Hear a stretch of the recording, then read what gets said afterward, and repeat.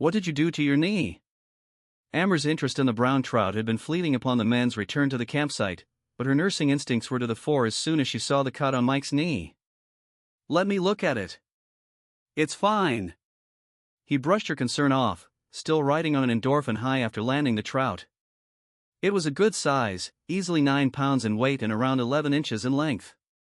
He could already taste that sweet, buttery flavor, made all the sweeter because he was the one who'd brought it home. He could feel Joe and Adam's envy from here as both men had returned to camp empty-handed despite continuing fishing at the pool for another hour or so. What did you cut it on? Amber persisted. It looks deep. It's fine, he said again. It's just a surface wound and anyway, it stopped bleeding ages ago. Do you want a cocktail or a beer? You guys have some catching up to do. Sandy held up her plastic cup, filled with what Mike assumed was a combination of the pina colada mix and rum, and gave it an enticing shake. The girls were sitting demurely around the blazing campfire when the men first walked up, but their loud voices and drunken cackles indicated that they hadn't spent their time chastely contemplating the leaping flames. The sun was still up, but it had descended behind the trees now, throwing the clearing into deep shadow and taking the warmth of the day with it. Adam grunted as he flung himself down on the grass beside his wife. This man is more than ready for a beer.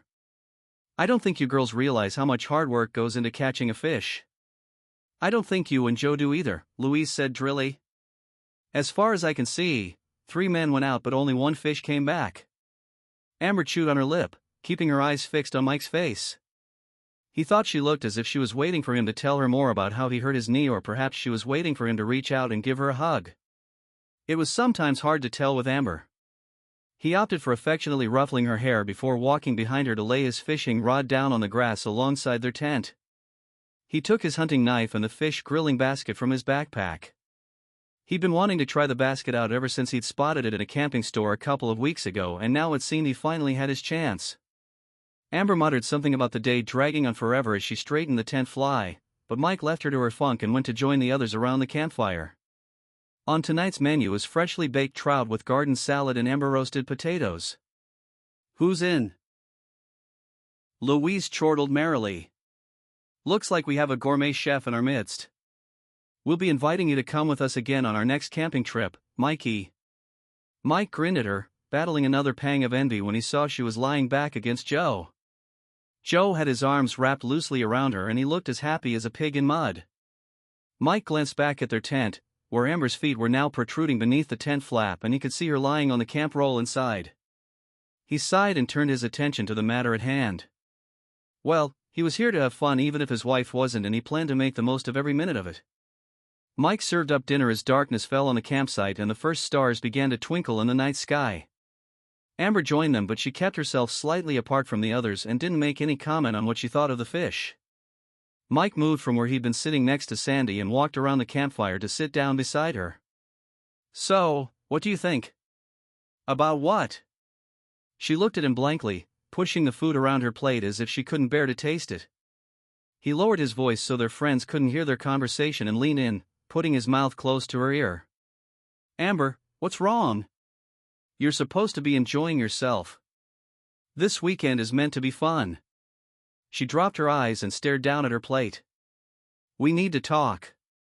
For an instant, he thought she meant that she wanted to talk about the way he'd cooked the trout. Why, what's the matter with, oh?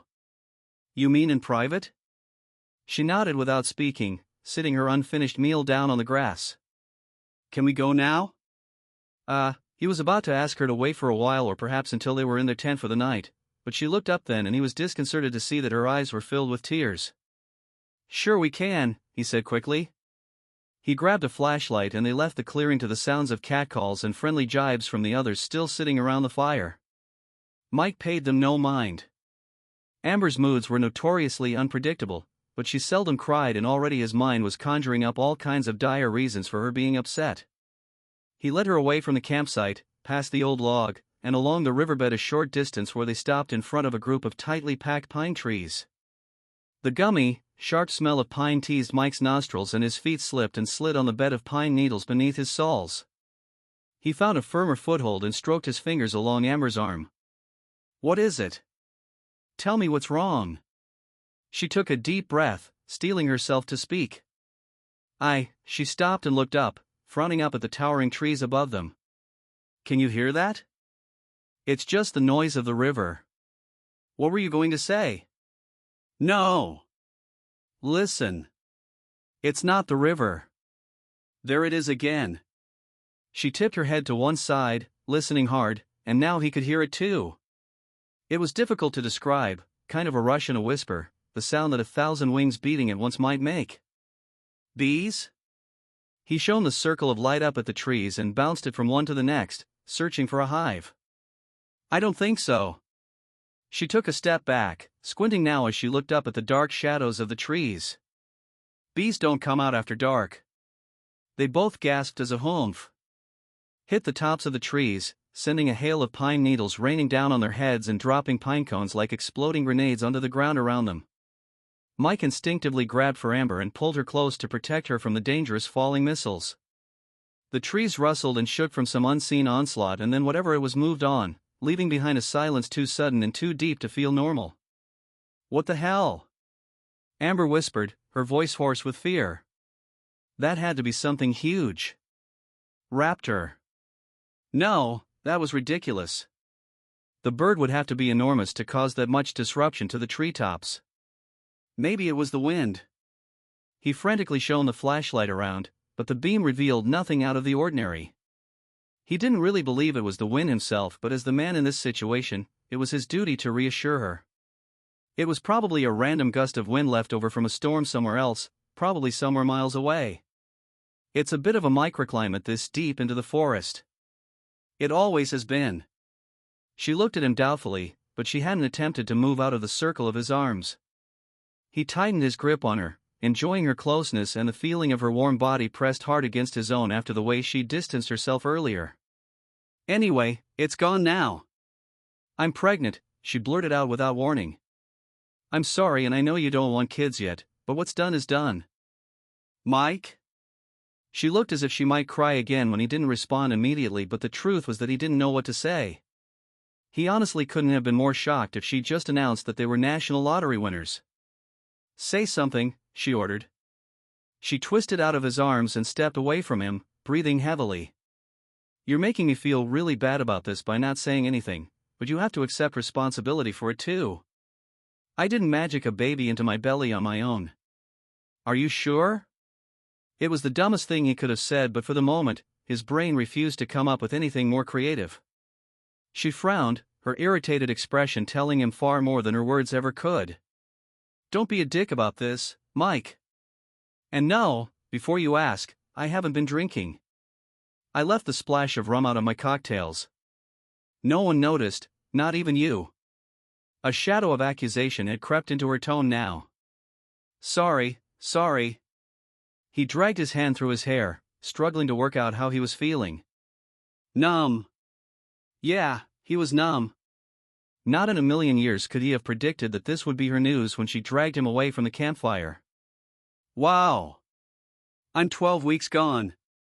And yeah, I'm just as shocked as you are. As the numbness began to ease, his chest grew tight with some as yet undefined emotion. Ecstasy? Fear? Whatever it was making him hell of a uncomfortable. Already he missed the numbness. I understand that you're scared about having a kid because of what happened to your brother, but that kind of cancer isn't hereditary. You know that already. She was using her professional voice, the one she used when she needed to calm down frightened patients. There's every chance our child will be as healthy as any other baby. She was still waiting for him to speak. He had to do something, had to let her know that she wasn't alone in this. He dropped the flashlight and forced his heavy arms to move, lifting them and holding them wide. Come back here, you. She obediently stepped into his arms and he hugged her hard. The hair on the top of her head tickled his nose and he turned his head to the side, idly looking at the circle of light shining from the fallen flashlight, noticing how it lit up the lower boughs of the pine trees and brought them into stark detail. She's pregnant. She's carrying my baby. The tight feeling suddenly shifted and expanded, finally revealing itself as joy. He squeezed her harder and tipped his head back to whoop up at the sky. She giggled. She pushed herself up onto tiptoes and fluttered her eyelashes across his cheek, tickling his skin. Butterfly kisses. You're going to make a great dad. And you'll make a great mom. He wasn't entirely sure about this. Amber's personality was certainly far less steady and her actions far more unpredictable than his own mother's had ever been, but together they'd sort it out. Maybe pregnancy and motherhood would soften her. Already she seemed different to him and he found he was instinctively protective of her and that little nub of life in her belly. 12 weeks gone. What does that mean in the scheme of things? He knew far too little about this topic. He would need to do some research. It means that I'm going to start getting fat over the next few months. Wow! He bent to press a kiss onto her mouth before releasing her, amazed all over again by what she had told him. We should get you back to the campfire. I don't want you getting cold. Wait! She pulled out her phone and held it up at an angle in front of them. Say cheese!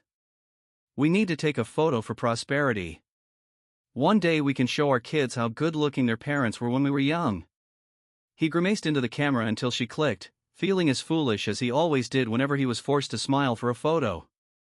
He picked up the flashlight and shone the beam onto the ground in front of her feet as she tucked her phone back into her pocket. Watch your step. They were almost back at the clearing and could hear Adam's voice loud against the backdrop of the night when they heard it, that same whispering rush of air followed by an extraordinary explosion of branches and twigs in the red maple trees alongside them. Amber shrieked and grabbed at Mike's arm. He whirled around to shine the flashlight beam at the source of the noise. He was horrified to see what looked to be two huge red eyes glaring back at him, and then they were just as suddenly gone again. Did you see that? His voice caught in his instantly dry, parched throat and came out as little more than a croak. There's something out there. Amber hadn't let go of his arm. She looked around fearfully and pressed herself up against his side, as if trying to climb inside his shirt. Something is following us. Ribald laughter surged up on the other side of the trees as Adam wrapped up his joke. Mike whipped the flashlight beam back and forth, trying to catch sight of those frightening red orbs again, but they were definitely gone. He steadied the beam, focusing it on the jagged edges of a broken branch a few feet above head height. The pure savagery of the snapped branch took his breath away. That bough wasn't unsubstantial by any stretch. Real force had been used to break it in two, as if it was of no more consequence than a matchstick. I don't like this. Amber hadn't moved from his side, stuck to him as firmly as glue to a postage stamp. What could have done that? A bear? His heart was beating so loud and so fast that he could hear it booming inside his head. Bears don't usually leap from treetop to treetop, breaking branches as they go. I swear I have no idea what could have done it. I've never seen anything like it. And bears don't have huge red eyes that glow like that. Do you think it's gone? Her voice was a ragged whisper, but he had to admit that he was impressed by her courage. She'd stayed here with him rather than running screaming back to the safety of the clearing and the light of the campfire. Perhaps they really could do this parenthood thing together. I think it's gone. He swung the flashlight across the trees once more, silently daring those red eyes to show themselves. Somewhere out there in the darkness, a hoot owl called its mournful cry. It wasn't the wind, she said firmly. You can't keep telling me it was a stray gust of wind that did that. No! It wasn't the wind. He turned his back on the damaged trees and peered out through the night, looking in the direction of the river. The distant sound of the water streaming over boulders and tumbling over small rocks sounded almost musical in the darkness. Maybe it was a bird. What attacked me earlier when I was fishing with the guys? Was he trying to convince her or himself? You didn't tell me that. It was nothing. Just a territorial hawk acting out 'cause I got too close to its nesting grounds. Wild animals won't come near our fire, will they? We'll be safe by the fire. It was her turn to offer reassurance, to try to steer them both towards some place of comfort, but he could tell how scared she was. Yeah. He played the torch across the splintered trees one last time. There was still a sense of something watching them from in there, a feeling that they'd stumbled into someplace they shouldn't be. Yeah, we'll be safe by the fire. Mike, don't tell the others, okay? I'm not ready for them to know yet. At first he thought she was talking about this, about the broken branches and the unknown force that had caused them to snap and break, but then he realized she was talking about the baby. I won't tell them. I'm still processing it myself. Good. She slipped her warm hand into his. Come on. I'm too spooked to stay out here any longer. Let's go back.